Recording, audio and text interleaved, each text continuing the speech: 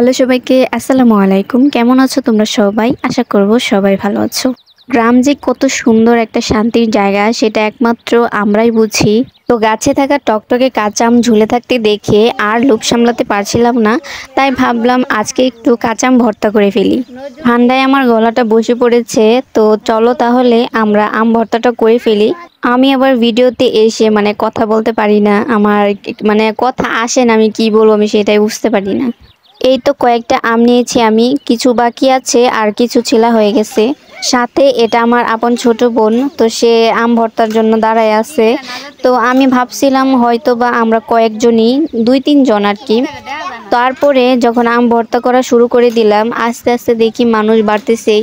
এই তো আমগুলা ছিলা হয়ে গেছে। আমি কিন্তু আমার বোনের ছোট একটা উঠান আছে ওই দিকে বসছি, কারণ আমাদের উঠানে তো এত রোদ, বসাই যাচ্ছে না। যেখানে বসছি এখানে সুন্দর বাড়ির পিছন থেকে বাতাস আসে। তো চকিদার আমাদের সাথে বসে আর কি শেয়ার করতেছে বিষয়গুলো। আমগুলো ভালো করে ধুয়ে নিব, আর মাঝখানে যে আটিটা থাকবে সেটা আর কি ফালায় দিব। তো আমি কাটতেছি, আর আমার সাথে আরেকজন বসে আছে, ছোট মানুষ, সেও আমাকে অনেক হেল্প করতেছে। আর মাশাল্লাহ দিলে আমাদের বাড়িতে এখন সবার ঘরে ঘরে হাঁস, এতগুলা করে বাচ্চা ফুটাইছে। মাশাল্লাহ দেখতে অনেক কিউট। আমরা যে উঠানে বসে আছি, আমাদের পিছনে সামনে সবখান দিয়ে হাঁস দৌড়াদৌড়ি করতেছে, যাইতে বললেও যায় না। কি করতেছি সেগুলোর মধ্যে আয়সা দেখবে যে কি করি। তো আম ধোয়া পানির মধ্যে মুখ মারছে দেখছেন। আর এই দেখেন পিচ্চুগুলা কি অবস্থা করতেছে, ছোট্ট একটা মাঝখানে রাস্তা দিয়ে যাওয়া শুরু করে দিচ্ছে, কি কিউট মাশাল্লাহ। আর এই দেখেন তার দলবাহিনী, এই যে এইদিকে ওইদিকে দৌড়াদৌড়ি করতেছে, এখানে আসবেই। আর দেখুন আম ধোয়া পানিটা কত কালো হয়ে গেছে, এখান থেকে সবগুলা পানি উঠায় ফেলতেছি।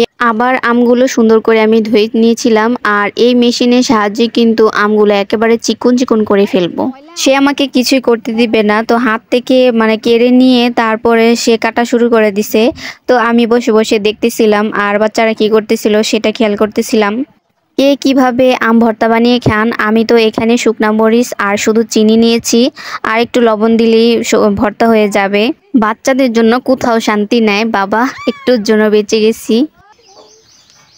হাই দাও, হাই সবাই ভিডিওকে সাবস্ক্রাইব করে দেবেন, লাইক আর কোনো কথা নাই।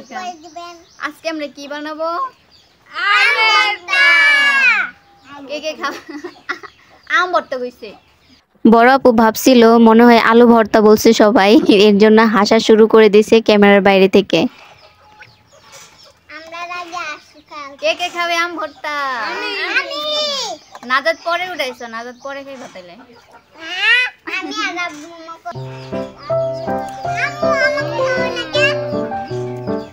তোমরা কি খাবে? জি পাবে না কেন? এটা শুধু আমি খাবো।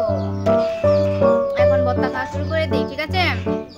আমগুলো কত সুন্দর করে কুচি করে দিয়েছে আখি। তো ওর নাম হচ্ছে আখি, নামেও যেমন কাজেও তেমন সুন্দর, কাজে অনেক সুন্দর। তো এই তো শুকনো মরিচগুলো এখন ভালো করে চটকিয়ে নিব লবণ দিয়ে। আর এখানে আমি একটা শুকনো মরিচ বেশি নিয়েছি, এটাকে উঠিয়ে রেখে দিব। আরেকটা কথা, আমি কিন্তু এখানে কাঁচা মরিচ নিলেও পারতাম, কিন্তু আমার শুকনো মরিচ দিয়ে খেতে খুবই ইচ্ছে করতেছিল। তো দুইটার হচ্ছে 2 রকম ঘ্রাণ। তো আমার শুকনো মরিচের ঘ্রাণটা খুবই পছন্দ, তো শুকনো মরিচই নিয়েছি। আরেকটা সত্যি কথা বলো তো, তোমাদের কার কার ভর্তা দেখে জিভে পানি চলে এসেছে? সত্যি করে একটা কমেন্ট করে যেও। চিনিটা সুন্দর করে দিয়ে দিয়েছি, আর এখান থেকে এখন পানি ওঠা শুরু করে দিবে। তো যতই ঝোল বেশি হবে ততই কিন্তু খেতে অনেক টেস্ট হবে। লাস্টে সেই ঝোলটার জন্যই আগে ছোটবেলায় অনেক অপেক্ষা করতাম। যাই হোক, তো ছোট বাচ্চারা সবাই অপেক্ষা করতেছে খাওয়ার জন্য, তো ওদের হাতে হাতে সবাইকে দিয়ে দিলাম। আর আখি বলল হাতে নেবে না, তার ফ্যামিলির জন্য বাটি দিয়ে নিয়ে যাবে। অল্প কয়েকটা আম নিয়েছি, জনসংখ্যাও কিন্তু প্রচুর ছিল। ওই যে বলে না, মোল্লা বেশি সিন্নি কম, ওইরকম হয়ে গেছে। যাই হোক, অল্প জিনিস দিয়ে মানিয়ে নিয়েছি, খুবই মজা লেগেছে। তো আজকে ভিডিওটা এই পর্যন্ত। সবাই ভালো থাকবেন, সুস্থ থাকবেন, আল্লাহ হাফেজ।